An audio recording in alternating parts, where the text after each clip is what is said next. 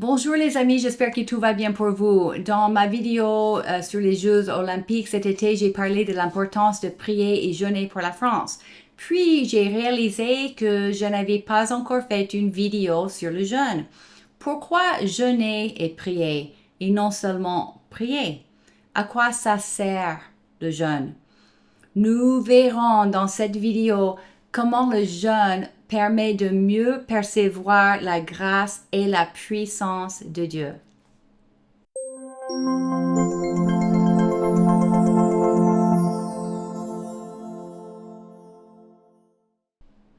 Dans l'Ancien Testament, l'unique jeûne requis par la loi est celui de Yom Kippour, qui dure un jour. Le 10e jour de Tishri, dans Lévitique chapitre 16, Dieu dit « Ce sera pour vous un Shabbat, un jour de repos, et vous humilierez vos âmes. » Dans la Bible, humilier son âme est une référence au jeûne.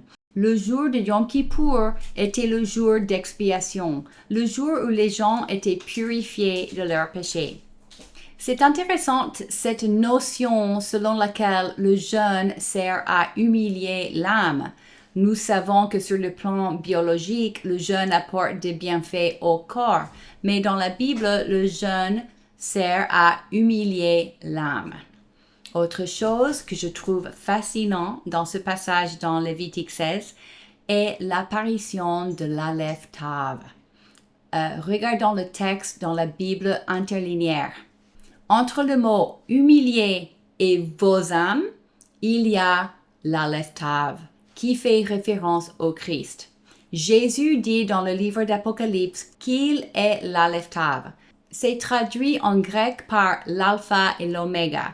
Mais Jésus a dit Aleph Tav. Nous avons parlé de l'Aleph Tav dans d'autres vidéos et un jour j'aimerais dédier au moins une vidéo entière à ce sujet. L'Aleph Tav n'est pas traductible. C'est la combinaison de la première et la dernière lettre de l'alphabet hébreu et dont la signification est restée cachée pendant des millénaires. Les scribes hébreux qui transcrivaient la Bible l'ont recopié tel quel, même s'ils ont ignoré la signification. En revanche, les traducteurs utilisant d'autres langues ont tendance à omettre ce mot tout simplement. Or, nous savons que l'Aleph Tav fait référence au Christ et je trouve fascinant qu'il se présente au milieu des mots humilier et âme, au milieu du jeûne. Je crois que le fait de jeûner pour humilier leurs âmes le jour de Yom Kippour les préparait à recevoir la grâce purificatrice de Dieu, chose qui a été rendue possible par le Messie. Nous savons que c'est par la grâce de Dieu que nous sommes sauvés et purifiés de nos péchés. Et la Bible dit aussi que Dieu résiste aux orgueilleux, mais il fait grâce aux humbles. Donc, pour recevoir la grâce de Dieu qui nous purifie et qui nous sauve, nous avons besoin d'humilier nos âmes. La fête de Yom Kippour nous enseigne ce principe. Rappelons-nous que Dieu nous a donné ces fêtes pour nous aider à comprendre les réalités en Christ. Attention, je ne dis pas qu'il faut jeûner pour être sauvé, mais il faut s'humilier pour reconnaître et confesser ses péchés et avouer qu'on a besoin d'un sauveur. À part le jeûne de Yom Kippour, tous les autres jeûnes dans la Bible s'effectuaient selon la volonté de chacun. Et si nous examinons les circonstances qui les motivaient, nous voyons que les gens jeûnaient lorsque leur besoin de la grâce de Dieu se faisait plus fort. Pour rappel, nous avons vu dans ma vidéo numéro 5 que le mot en grec traduit par grâce est charis. Charis signifie l'influence divine sur le cœur. La grâce est la puissance transformatrice de Dieu en action dans notre esprit et dans notre vie. Si donc Dieu donne grâce aux humbles, nous pouvons conclure que plus nous nous humilions, plus nous pouvons recevoir de grâce. Et l'apôtre Paul dit dans sa lettre aux Corinthiens que la force de Dieu s'accomplit dans la faiblesse et que plus il est faible, plus il est fort en Christ. Et nous voyons dans la Bible que le jeûne est une manière d'humilier ou d'affaiblir l'âme. Dans la Bible, les gens pratiquaient des jeûnes lorsqu'ils étaient confrontés à une situation où ils avaient besoin d'expérimenter davantage de la grâce ou de la puissance de Dieu. La ville de Ninive a jeûné et s'est humiliée devant Dieu pour détourner sa colère. Esther et le peuple juif ont pratiqué un jeûne pour renverser une situation désespérée. Moïse a jeûné 40 jours avant de recevoir la table de pierre de l'Alliance et en voyant que le peuple avait péché en construisant un veau d'or, Moïse a brisé les deux tables et est allé se prosterner devant l'Éternel. Il a jeûné encore 40 jours à cause de leur péché. Et Daniel aussi, il a jeûné lorsqu'il confessait les péchés d'Israël et demandait la compassion de Dieu. Et nous savons aussi que Jésus a jeûné pendant 40 jours avant de lancer son ministère. Lisons ce passage dans la Bible.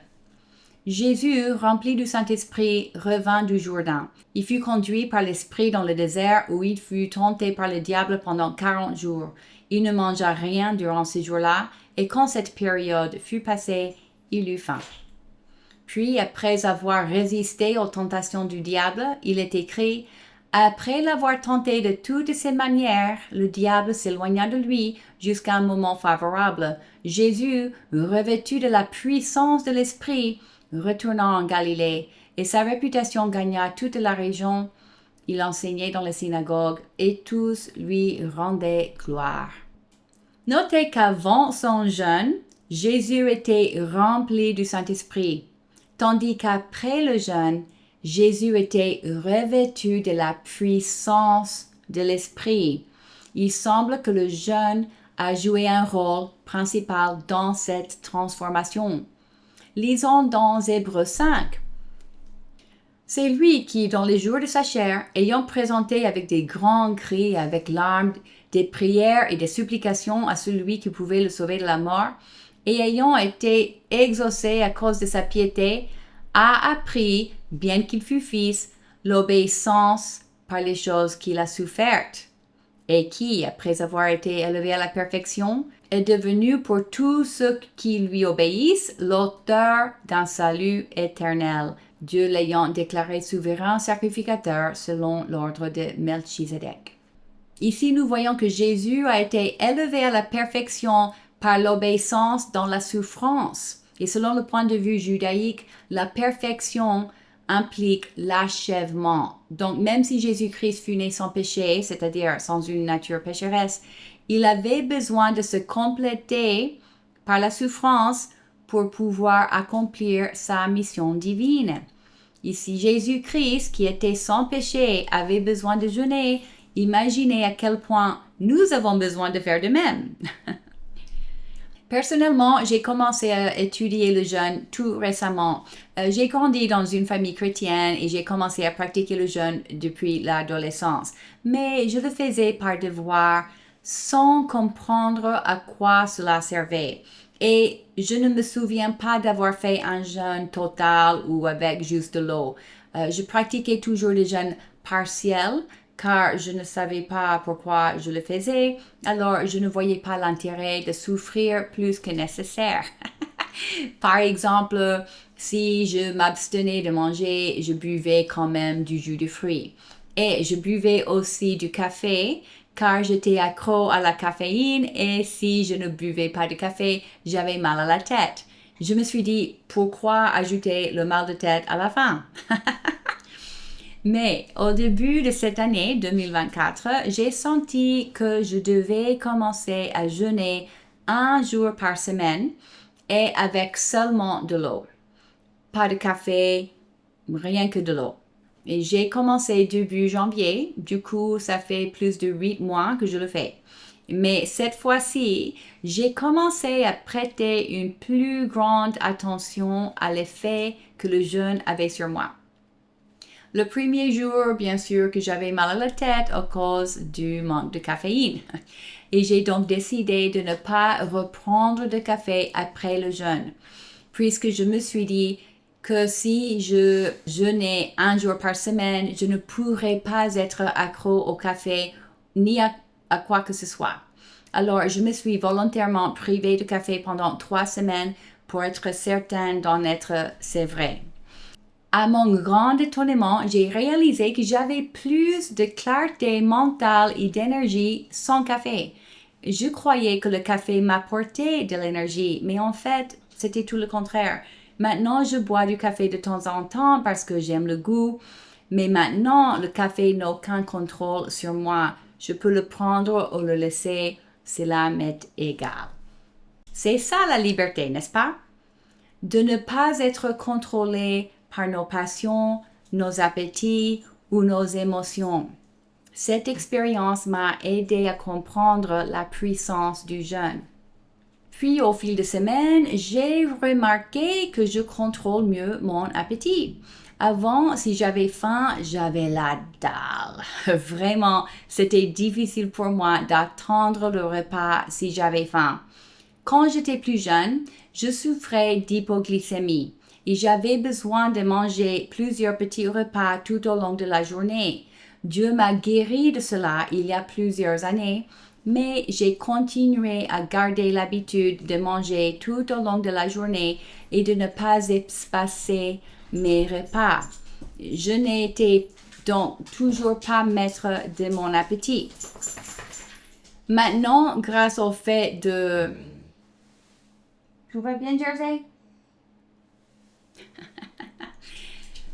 Maintenant, grâce au fait de jeûner un jour par semaine, mon appétit s'est remis à sa place et je mange quand cela m'arrange, pas quand ma femme m'y pousse. Parfois, j'oublie même de manger. C'est dingue. Je n'aurais jamais pensé que cela serait possible. À travers le jeûne, j'ai aussi expérimenté un nettoyage plus profond de l'âme. Par exemple, cette année, des souvenirs oubliés depuis longtemps ont refait surface dans ma conscience, des choses dont j'avais besoin de me repentir ou des personnes que je devais pardonner. Une fois, je me suis souvenu que le petit chien d'une amie de ma maman m'avait mordu. J'avais peut-être 5 ou 6 ans. Et bien sûr que cela m'a fait mal, mais plus que ça, j'étais en colère car elles n'ont pas montré le moindre souci pour moi, malgré les empreintes de crocs dans ma chair. L'ami a dit c'est bizarre, il n'a jamais fait ça avant. Et ma maman n'a rien dit. Je voulais que ma maman engueule son ami. Je voulais que la dame frappe son chien et l'enferme dans une autre chambre. Rien de tel ne s'est passé. Et lorsque ce souvenir m'est revenu à l'esprit cette année, j'ai ressenti la même colère, presque 50 ans plus tard. J'ai réalisé que je n'avais jamais pardonné à cette femme, ni à ma maman. C'était une invitation de Dieu pour pardonner et réparer une blessure dont j'ignorais l'existence. Il y a plein de choses comme ça qui me sont venues à l'esprit et j'ai l'impression de faire un nettoyage profond de mon âme. Et je suis persuadée que c'est grâce au jeûne. Et je suis aussi plus sensible à la voix de Dieu pour discerner les choses qui ne sont pas en accord avec lui et que je dois abandonner. Par exemple, dans ma carrière, j'ai fait appel aux outils d'évaluation psychologique pour dévoiler la personnalité des gens. Je les utilisais pour m'aider à gérer mes équipes. Dieu m'a montré que ces outils étaient une sorte de béquille pour moi et que je les utilisais pour discerner les personnalités et motivations des personnes au lieu de me tourner vers Dieu et me laisser guider par son esprit. Et je ne dis pas que c'est un péché d'utiliser ces outils. Ce que je veux dire, c'est que Dieu veut que je me rapproche de plus en plus étroitement de lui et il veut me façonner ou tailler afin d'éliminer toute chose qui m'empêcherait d'être à 100% uni à lui. Et je crois que ce processus qui consiste à humilier notre âme par le jeûne aide à cette tâche. On peut donc comprendre comment le jeûne permet un accès à davantage de puissance de Dieu. Nous savons que les promesses de Dieu sont saisies par la foi et être dans la foi revient à être en plein accord avec ce que Dieu dit. Le mot accord vient du grec symphoneo, d'où vient le mot symphonie. Cela implique l'harmonie ou la résonance. Nous savons que la voix de Dieu est un son, n'est-ce pas? C'est une vibration et la substance de toute chose visible et invisible. La résonance dans la science physique est la réponse sélective d'un objet ou d'un système qui vibre avec une force oscillatoire appliquée de l'extérieur. Autrement dit, lorsqu'un objet reçoit une force oscillatoire, il commence à vibrer pareillement. L'opposé de la résonance est la dissonance. La dissonance est une cacophonie, un désaccord entre les vibrations. Donc, si nous sommes dans la foi, nous sommes en accord ou en résonance avec la parole de Dieu. Comme il n'y a aucune différence entre Dieu et sa parole, la foi peut être définie comme la résonance avec Dieu. C'est un accord vibrationnel. Le jeûne sert à affaiblir les vibrations impies de notre âme afin que nous puissions raisonner avec Dieu à un degré plus élevé. Donc, le jeûne nous aide à fortifier notre foi et à ressentir plus fortement la puissance de Dieu. Cela explique la réponse de Jésus lorsque ses disciples lui ont demandé pourquoi ils ne pouvaient pas chasser le démon chez l'enfant dans Matthieu chapitre 17. Et Jésus leur dit, c'est parce que vous manquez de foi. Je vous le dis en vérité, si vous aviez de la foi comme un grain de moutarde, vous diriez à cette montagne, déplace-toi d'ici jusqu'à là, et elle se déplacerait. Rien ne vous serait impossible. Cependant, cette sorte de démon ne sort que par la prière et par le jeûne. Il a dit que c'était à cause de leur manque de foi et il leur dit que pour chasser cette sorte de démons, il fallait prier et jeûner. L'implication est que la prière accompagnée du jeûne sert à fortifier encore plus notre foi. Donc, pour revenir à l'importance de prier et jeûner pour la France, la profanation des Jeux olympiques nous a démontré que les princes du monde des ténèbres se déplacent librement dans notre pays. Ils ne se cachent plus. Nous avons maintenant besoin de plus de puissance et de foi. La Bible nous montre que si le peuple de Dieu prie et jeûne, il peut renverser même les situations les plus désespérées, comme dans le cas de Ninive et Esther. Avant de finir, je voudrais insister sur le fait qu'il est important de ne pas glisser vers le légalisme par rapport au jeûne. Chaque personne est responsable d'obéir à Dieu et Dieu donne des instructions précises à chacun. Ne jugeons pas les autres par rapport à leur façon de jeûner. J'ai commencé cette année à jeûner un jour par semaine, mais peut-être Dieu vous guidera-t-il autrement. Peut-être vous incitera-t-il à jeûner un jour par mois ou à une autre fréquence. Je connais des personnes qui ont jeûné pendant 15 jours ou jusqu'à 40 jours. Quoi qu'il en soit, consultez le Seigneur et faites confiance à Dieu pour la grâce d'obéir. Et ne tombez pas dans la condamnation en vous sentant poussé à jeûner plus de ce que Dieu vous a demandé. Une chose est sûre, Dieu veut que nous pratiquions le jeûne. Dans Matthieu chapitre 6, Jésus dit, « Lorsque vous jeûnez, ne prenez pas un air triste. » Il dit bien « lorsque vous jeûnez » et non « si vous jeûnez. » Bon, j'espère que cette étude du jeûne vous a béni. Au plaisir de vous revoir dans la prochaine vidéo.